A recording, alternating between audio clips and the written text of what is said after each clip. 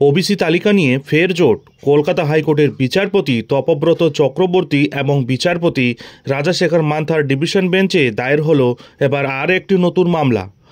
আদালতের নির্দেশ অমান্য করে এবং বিধি না মেনে নামমাত্র সমীক্ষা করে তড়িঘড়ি নতুন ওবিসি তালিকা প্রকাশের অভিযোগ রাজ্যের বিরুদ্ধে। নতুন তালিকার উপর স্থগিতাদেশ চাওয়া হয়েছে মামলাকারীর পক্ষ থেকে। ওবিসি তালিকার জন্য যে সমীক্ষা করা হয়েছে তা নিয়ে আপত্তি জানিয়েছে মামলাকারীরা। জনসংখ্যা সংক্রান্ত তথ্য ছাড়াই বিভিন্ন জনগোষ্ঠীকে ওবিসি হিসেবে চিহ্নিত করা হয়েছে বলে চরম অভিযোগ তাদের। রাজ্য ও কেন্দ্র নিজেদের বক্তব্য জানায় আদালতে। অন্য অনগ্রসর শ্রেণীর শংসাপত্র বাতিল মামলায় মঙ্গলবারই অন্তর্বর্তী রায় জানাতে পারে কলকাতা হাইকোর্ট। ওই মামলায় রাজ্যের তরফে করা সমীক্ষা নিয়ে আপত্তি জানিয়েছেন মামলাকারীরা। তাদের বক্তব্য, কলকাতা হাইকোর্টের রায় মেনে সমীক্ষা করা হয়নি, যদিও রাজ্যের বক্তব্য আদালতের নির্দেশ মেনেই নাকি বিজ্ঞাপন দেওয়া হয়েছে। মামলাকারী পক্ষের বক্তব্য, আদালতের নির্দেশ ছিল সামাজিক, আর্থিক এবং পেশাগতভাবে ভিন্ন রাজ্যের সব জনগোষ্ঠীর মধ্যে সমীক্ষা করতে হবে, কিন্তু রাজ্য জেলাভিত্তিক কয়েকটি পরিবারের মধ্যে সমীক্ষা সীমাবদ্ধ রেখেছে বলে মারাত্মক দাবি মামলাকারীদের। তারা আরও জানান, আগের ওবিসি তালিকার সঙ্গে বর্তমান তালিকার সামান্য কিছু পার্থক্য রয়েছে। অন্যদিকে ওই মামলার জন্য কোন কোন ক্ষেত্রে কাজের সমস্যা হচ্ছে তা আদালতে তুলে ধরা হয়েছে রাজ্যের তরফে।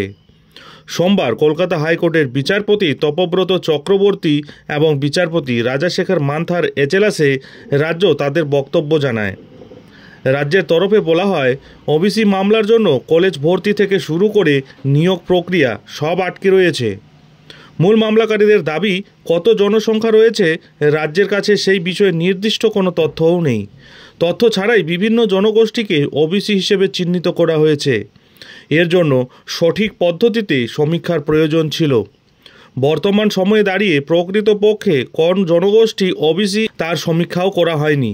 তাদের দাবি, আদালতের নির্দেশ মোতাবেক নতুন জনগোষ্ঠীকে ওবিসির আওতায় আনতে গেলে বিধানসভায় বিল পেশ করতে হয়, কিন্তু রাজ্য কোনো বিল আনেনি।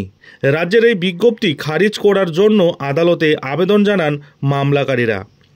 অন্যদিকে কেন্দ্রের তরফে আদালতে জানানো হয়, রাজ্যের দেওয়া তালিকা থেকে ৩৫টি সম্প্রদায়কে বাদ দিয়েছে জাতীয় অনগ্রসর কমিশন।